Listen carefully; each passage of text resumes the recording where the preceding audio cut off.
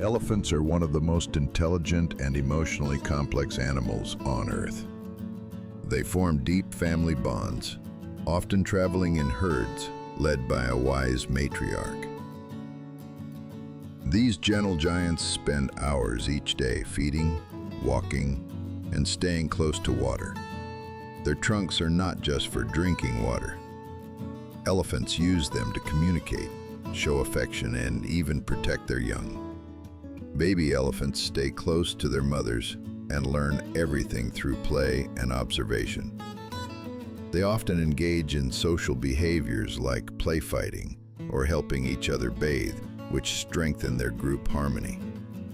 Their skin, although thick, is sensitive, so they frequently cover themselves in mud to cool down and protect from insects.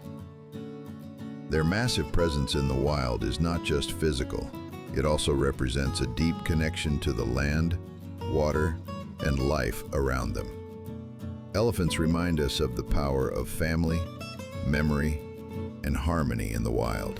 And if you love discovering the secrets of nature, don't miss our next video about the masters of disguise, the chameleons. Subscribe now and join the journey through the wonders of wildlife.